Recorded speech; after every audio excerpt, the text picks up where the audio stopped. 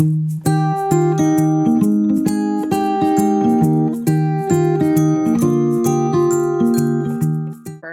the Overstory. And even though I looked for this painting and I combed through over 450 of Bierstadt's works, I could not find it. In desperation, I was forced to reach out to the actual cover designer of the book. His name is Evan Gaffney, and ask him where this painting was, and he very graciously pointed me in the right direction. And the reason I couldn't find it is because it is in a private collection. The date is unknown, but it is titled Cathedral Forest. And I really love the thought that Mr. Gaffney, the Covenor designer, put in choosing this painting of all of Bierstadt's paintings. Because when you think of a cathedral, at least for me, I think of ceilings. You think of the big wooden beams, frescoes, gold gilding, domes. And when you're in a forest, thinking of a similar aspect, the ceiling of the forest, it is, of course, the canopy or the overstory. So I think it's a great nod to the title of the book. And then I'm going to show you how Mr. Gaffney, the Covenor designer, took it a step further. He did concentric rings on the outside of the primary central circle here on the book, which is, of course, reminiscent of a cross-section of the tree and the annual growth rings that you see, those concentric rings. So like I was saying, lots of thought went into not just the narrative, but the physical manifestation of this book. And I just wanted to let you all know how much effort went into all of that. And so we'll move up out of the roots and into the trunk of my presentation, which covers the supporting facts behind the narrative. So the history, the historical figures, and the science. And before writing this book, Powers spent a great deal of time researching it. And that's probably not a surprise to you all because so much thought was put into even just the way the book looked. And he was so committed to learning about the topics he was going to write about that he actually sought out old growth forests and visited them. And one of them that he visited, one of the largest stretches of old growth forest that still exist in the United States today in the Smoky Mountains, he outside of North Carolina and in the national park, that forest, when he visited it, was so inspiring. It seized him. He literally moved from the West Coast to live in the Smoky Mountains in North Carolina to write this book. So it was, I mean, physically moved by these landscapes, which is just incredible to think about. And he was quoted as saying that when he was walking through that old growth forest in the Smoky Mountains, it was like the scene in Wizard of Oz when everything goes from black and white to color. It was just completely eye-opening to him. And so in addition to physically moving where he lived to research this book, he really leans very heavily on a lot of facts to support this fictional novel. And I have to say, it is, of course, fiction, but a lot of it is steeped in truth. And we'll start with the science that he leans on. And so Powers leans very heavily on scientific facts that have been discovered really recently about forest ecology. And one of the people that he leans on heavily is this woman here. This is Dr. Suzanne Simard. She is a professor of forest ecology at the University of British Columbia in Vancouver. And she is credited with discovering in the mid-90s that trees are not independent organisms that are exclusive from their neighbors. Instead, they are connected through their root systems with fungal networks with all the other trees in the forest, and they are able to share resources and carbons throughout their community. And some people have begun to think of, interestingly, the forest as this interconnected interlocking network that they call the wood wide web. So again, an interesting juxtaposition between technology and the internet and the world wide web and forests as the wood wide web. And so he leans very heavily on Dr. Suzanne Simard's work. And he, in fact, uses her as a model for one of his characters. So you will meet a character in this book who was inspired by Dr. Suzanne Simard. And he also leans pretty heavily on a fictional book. His fictional character, who's inspired by Dr. Suzanne Simard, writes a book in the novel called The Secret Forest. And if you are reading the Overstory and you're reading those excerpts of The Secret Forest and you're thinking to yourself, man, I wish I could read The Secret Forest. Well, the great news is you pretty much can, because there is the book, The Hidden Life of Trees by German forester Peter Wolleben. And a lot of what is being written as the secret forest in the Overstory is very, very similar to what you'll read if you pick up The Hidden Life of Trees. So like I said, much of the science he's leaning on is real life science. So even as you're reading it and it feels too fantastic to be true, it's not, it's real.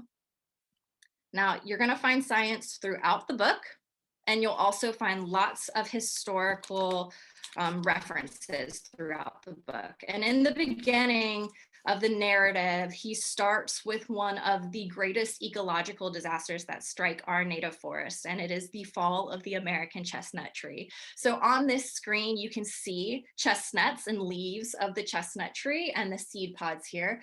And this tree was once so prolific and so iconic that it still survives today in the hearts of our Christmas carols, right? Chestnuts roasting on an open fire. And that's a nod to every winter chestnut trees would drop all of their nuts, and it would provide food during an otherwise very barren season for wildlife, but humans alike.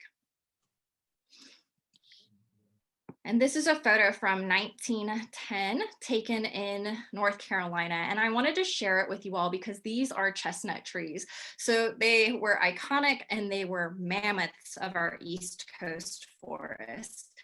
And they not only provided that abundant food in the winter that I referenced, but they also provided a very valuable rot-resistant wood that supported, literally helped develop our country as towns and communities grew here on the East Coast. So even today, you can find, especially in Appalachia, old barns and homes that are made exclusively from chestnut trees. We don't really see that anymore, as I have hinted at. They experienced a fall. But before that happened, they were one of our more prolific trees. And so this is the historical range of your American chestnut tree, starting all the way up in Maine, swooping over into Michigan, down into Georgia, and cutting all the way across into Alabama. And they were so prolific in their range, they covered 25% of the forest. So this means for every 4 trees you bumped into an American chestnut tree. And they were the results of 40 million years of evolution, and were estimated to be at a population peak of 4 billion trees.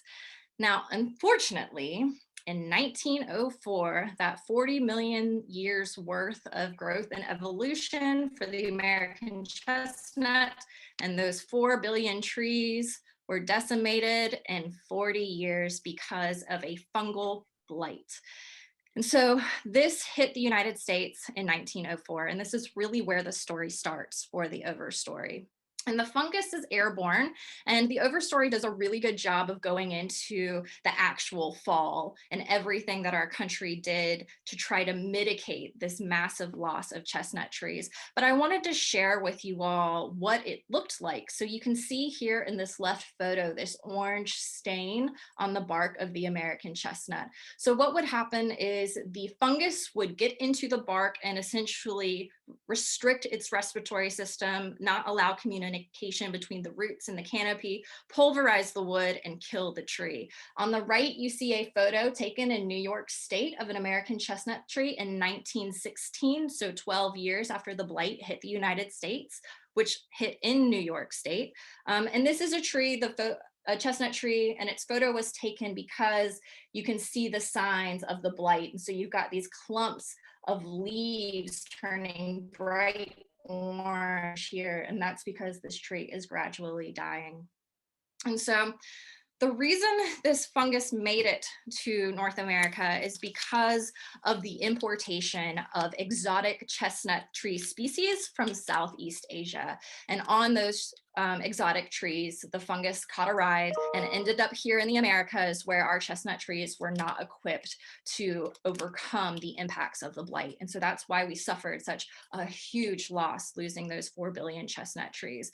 Now, unfortunately, there is a little ray of hope, and that is that chestnut trees are not literally extinct, even though you don't really run into them anymore. They are instead functionally extinct. And what that means is that the root systems of these ancient chestnut trees are still living, and they continue to shoot up these little tiny baby chestnuts that you can see in this photo here. But unfortunately, even though we are almost 100, or we're very close to 120 years since the blight first hit the Americas, this fungus still lives in our forest. So these baby chestnuts don't make it to maturity. They might get 10 to 20 feet in height before they are again leveled by that fungus. So we are still dealing with that fungal blight today for the American chestnut tree. And lots of people are working on trying to mitigate it and create resistant strains of chestnut trees, but it's still a problem. And it's definitely not old news, blights like the chestnut blight. We have a similar situation happening here in the Low Country. And so the image that you see here, this is our native maritime forest. I'm sure it looks very familiar to many of you. And what you're seeing are these brown leaves. This is the red bay tree, which is a laurel tree, a native laurel evergreen that we have here in the maritime forest. Evergreen, of course, meaning that it looks green year round. So when you see brown leaves, you are looking at a dead or dying tree. And the reason these trees, these red bays, are dead or dying is because almost 100 years after the 1904 fungal blight hit the United States, we had a laurel wilt fungal blight hit the US in the port of Savannah in 2003, so very close to where we are today. And what happened is we were importing untreated wood products, and on those wood products came a tiny little beetle the size of Abraham Lincoln's nose on the penny, and that tiny little beetle carried with it a fungus that it likes to farm and eat inside laurel trees. And back home in Southeast Asia, everything works out and the ecosystem is stable, but here our trees are not adapted to it. So we are losing our red bays and our laurel species. And there are people who are actively trying to offset that by collecting the seeds of the trees we are losing, which is another concept you will run into in the Overstory, the idea of a seed arc to protect those species that we are losing. So blights didn't just impact those Appalachian forests, they do impact our native forests as well. So the book starts with that great fall of the American chestnut and then moves out west into our great redwood and sequoia forests of the Northwest. And here, I wanted to share with you all kind of the early part of that story, because where the book picks up with our relationship with these native forests out west is in the early 1990s. And it's when we were experiencing something called the Timber Wars, the California Timber Wars. And it starts here in the late 1800s. So just 20 years after our cover painter, Albert Bierstadt, was putting out those amazing paintings of giant redwoods and sequoias, we Americans were moving out west and starting to log those giant redwoods and sequoias. This is a photo taken in 1892. It is of a logged sequoia tree that was 1,300 years old, so they counted those rings, and over 300 feet tall. And as the practice of logging those old growth forests matured in the United States, it morphed into clear cutting, which leaves a lot of people with a really bad taste and a really icky feeling in their stomachs. We're still dealing with this issue, but it really came to a head starting in the 70s and working all the way through the 90s in California with the Timber Wars. And as you read through the Overstory, you're going to learn a lot about different tactics that advocates took to protect these forests. And I have an image I just wanted to share with you, some of the things these people were fighting. These are all redwood logs here. This photo was taken in the 1980s. Over here is a photo from 1987 of a tree sitter. So this was one of the tactics to advocate for these trees. People would literally sit in the redwoods and in the sequoias to prevent logging companies from cutting them down.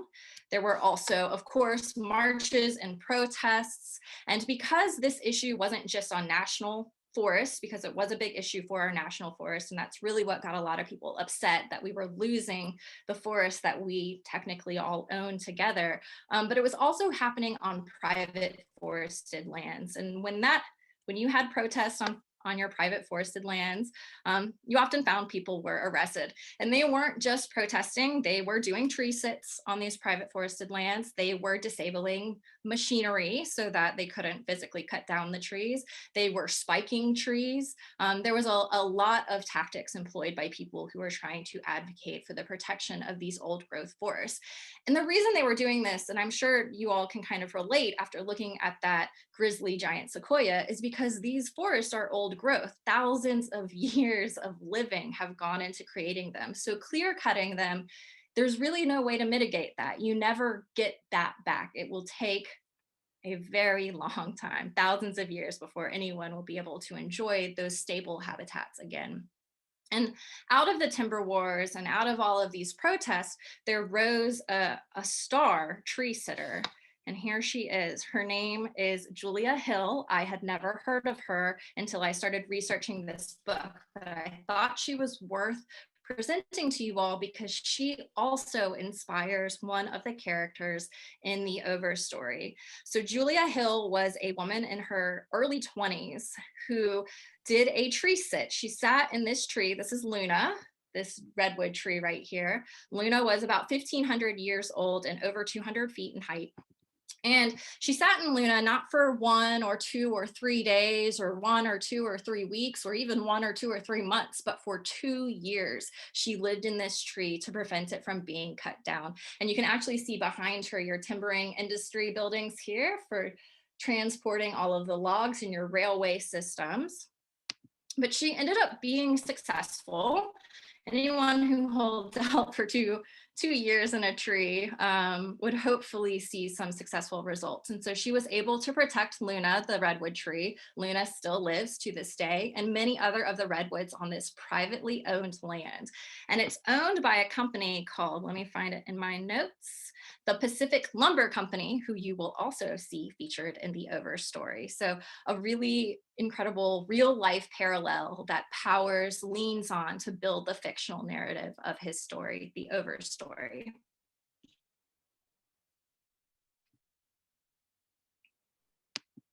Oh, here we go. So while all of that was happening out west, it can seem very far removed from us here in South Carolina, but it is actually related to us. All of those sit-ins, the tree spikings, the protests that were happening in the timber wars in the 80s and 90s actually led to some national initiatives and shifts in thinking that helped benefit and aid us South Carolinians in our own battles to restore one of our most biodiverse and prolific southeastern forests, the longleaf pine forest. And so you're looking at restored a young longleaf pine forest here. And longleaf pine forests were one of the largest and most biologically diverse forests in North America. You can see it starts in the southern part of Virginia, all in the coastal plain, swooping down and peeking in a little bit into Texas. And when colonists first came to North America and began exploring our habitats, it is estimated that our longleaf pine forest covered 92 million acres of the coastal plain.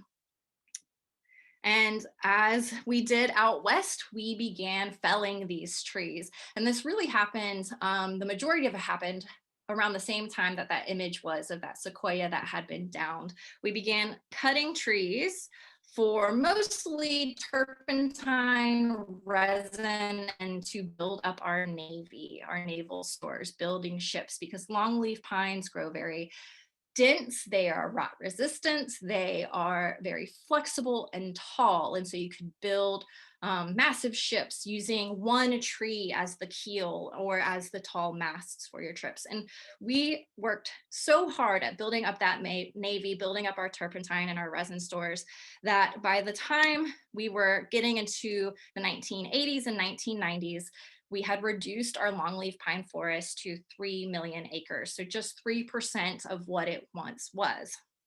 And this all comes into play for us South Carolinians because we do still have longleaf stands existing today because of a national forest purchase in 1936 of the Francis Marion National Forest. And at the time of its purchase, the Francis Marion National Forest had 75,000 acres of longleaf pine. All of the rest of its 260 odd thousand acres was loblolly, which is a very important timber for our timbering industries. It's a quick growth, burns, which can be dangerous, and it puts out our resources that we need very quickly.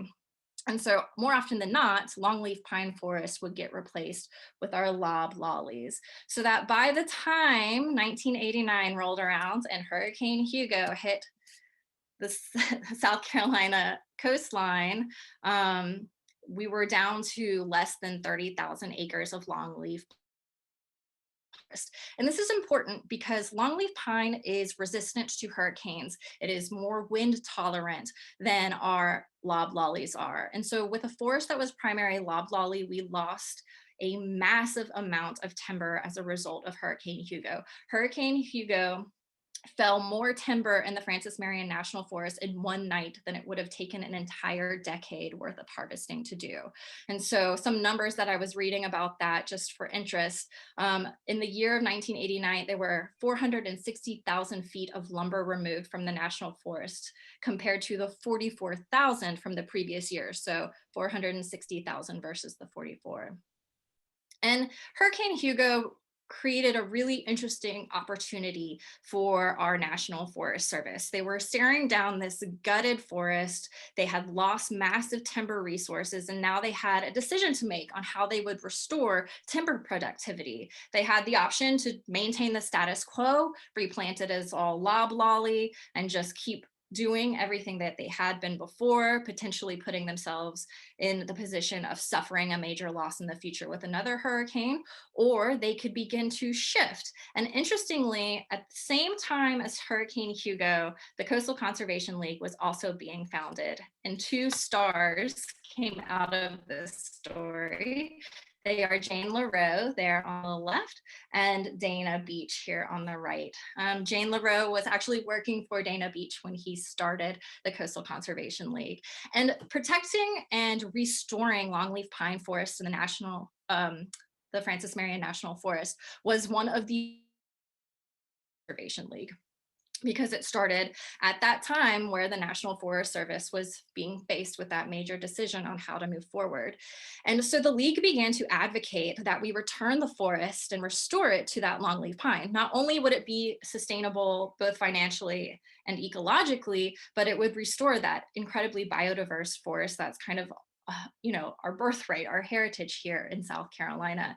And interestingly, this is where those timber wars comes into play. As a result of all of the pressures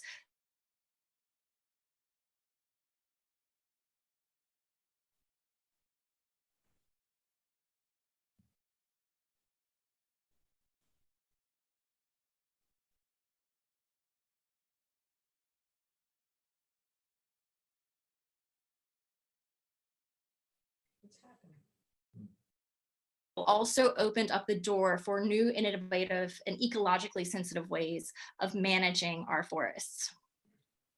And so over the next 7 years, the Coastal Conservation League would bring the National Forest Service and the public and local and state elected officials to the table to change and how we handle forests and restore the Francis Marion National Forest. And what they ended up with in the end was a plan to restore 55,000 acres back to longleaf pine, so roughly a quarter of the forest, to change how we did our burn system, because there was a lot of resistance to frequent burning of the national forest, and it's necessary to promote the growth of those longleaf pines. They are fire dependent for their growth and to spread their seeds. So we implemented a new accelerated burn regimen to nourish the fire dependent forest. They began selective timbering instead of clear cutting, and they also took protective actions to protect our endangered red cockaded woodpecker. And because of that, today the Francis Marion National Forest is up to about 20% of longleaf pine acres. In 2010, the Forest Service dedicated itself to doubling that so that we will hopefully have soon half of the forest restored to that longleaf pine forest. And it's just a really interesting connection between all of that work that was happening out west and then the work we do here in South Carolina to protect our own forests. And I'm gonna show you a little longleaf pine sapling because I think they're so cute. They look like they have afros. And then of course, all of the native plants that are supported. And like Jesse said, I'm a native orchid hunter. These are 2 species of our state's native orchids that you find in the Francis Marion National Forest. I also really love predatory plants. Here are pitcher plants. And then the Venus flytrap. You don't find the Venus flytrap in the Francis Marion National Forest, but they are dependent on longleaf pine forests. So you find them in the northern part of our state and in North Carolina. And this is the only place in the world that these plants are found. Venus flytraps do not exist anywhere else on the planet. So maintaining these longleaf pine forests is incredibly helpful and important to these really special predatory plants. Those are the only historical events that I'm going to cover that are in the book. You're going to read about a lot of other ones, but I do not have enough time to go through all of them. But like I said before at the start, we will move through the crown like a breeze through the canopy of a tree. And I'm going to read you all a quick excerpt to give you a taste of what this book is like. And you will see several different types of writing styles because again, Richard Powers is a jack of all trades. He likes to dip his toes into a lot of different areas of knowledge. And you kind of see that with the styles as well. But I'm pulling this excerpt from a part of the book where there are people in redwood trees and they're talking about the view that they are seeing. They look together, high wire surveyors of a newfound land. The view cracks open his chest. Cloud, mountain, world, tree, and mist, all the tangled rich stability of creation that gave rise to words to begin with, leave him stupid and speechless. Reiterated trunks grow out of Mimas's main line, shooting up parallel like the fingers of a Buddha's upraised hand, recouping the mother tree on smaller scales, repeating the inborn shape again and again, their branches running into each other, too many and fused to trace. Fog coats the canopy. Through an opening in Mimas's crown, the tufted spires of nearby trunks stand swirled in the gauze of a Chinese landscape. There's more substance to the grayish puffs than there is to the green-brown spikes poking through them. All around them spreads I always have trouble with this word. All around them spreads the phantasmagoric Ordvakian fairy tale. It's morning like the morning when life first came up on dry land. So that's a taste of the writing across these 502 pages. I'm talking about what it looks like to look out from the top of a redwood tree. Really beautiful and incredible attention to detail, like all things Powers does. And with that, I will move into seeds. So I chose this book to present to you all, not just because it talks about trees and people's relationships to trees, but because it talks about activism and advocacy for our wild spaces. And as the project manager here for the Coastal Conservation League, that is my job. I work, and Jesse and I work to advocate for our wild spaces. So much so, it connects so much so to this book that even our logo is a tree. And you could see this is inspired by the live oak tree, and within its branches are all of the ecosystem, all of the critters that depend on these habitats, deer and salamanders and pelicans and ibis and starfish and fish. So all of these ecosystems, when you're reading through this book, you really learn about how interconnected they are and how you can't separate a tree from the forest or a tree from the plants that it lives next to or the funguses that depend on it. And that's why we here in Beaufort work on doing this, and in the entire coastal plain, this is our mission. We work to protect those natural landscapes. and by doing so, protect the abundant wildlife, the clean water, and the quality of air, and the quality of life. And we do that not necessarily by tree spiking or tree sitting, but we do it by working with citizens like yourselves and local governments to come up with comprehensive solutions to environmental issues. And what that looks like for us here in Beaufort is working on projects like protecting Bay Point Island from the development of an eco resort. This is an image of Bay Point. And it's not just to protect the entire ecosystem that is Bay Point on land, but also to protect the waters that surround Bay Point. Our undeveloped landscapes are really important in protecting our water quality and the fisheries that we rely on for both recreational and commercial fisheries. You also see this in the work we're doing on the 278 bridge reconstruction out on Hilton Head, and that's that bridge here. We have been working with SCDOT, the Department of Transportation, to encourage that when they mitigate the impacts to wetlands, because there inevitably is going to be impacts to wetlands when you rebuild a bridge, that they do so by looking at a landscape scale and not picking piecemeal parcels of land to protect, but finding a connected landscape that will link back together many of our fragmented habitats. And so again, taking that big holistic approach to ecological conservation. And we're also working in Jasper County as well to help, and this is a photo from a dirt road in Jasper County, in case you guys need to know. You can see the wetlands here, the swamps, and you find lots of that in Jasper County with the Savannah River on its southern side. But we're working to increase opportunities for conservation there with local government and local municipalities. So really working on protecting these landscapes. And that's just a glimpse of what we do. Please feel free to ask me more in the question section here. But I wanted to share something fun with you all. This is what you can do to make this already very big novel last. You can visit Old Growth Forest here in South Carolina. So if you're reading through this and you're just thinking, wow, I want to see an old growth forest now, you can go to Columbia at the Congaree National Park, which has the tallest temperate deciduous forest left in the world, an old growth forest. Or you can visit Audubon's Bidler Forest in Dorchester County and see 1,000+ year old bald cypress trees, old growth forest there. If you're not willing to travel, it is COVID times, I understand. You can do the Ladies Island Garden Club tree walk here in Beaufort in the Points, where you will see several of the trees that are featured in this book, including the Western redwood tree. It lives here. One of them does in Beaufort. And then there's additional readings you can do, or companion readings. You can read The Hidden Life of Trees. I have. It's great. It talks about all of that science behind trees and how forests work.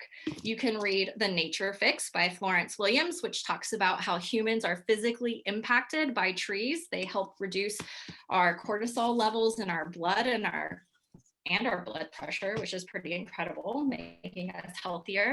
Or you could read more about the work we've done here in the coastal plain of South Carolina by reading A Wholly Admirable Thing, which was published by Dana Beach and his wife, Virginia Beach, who of course started the Coastal Conservation League.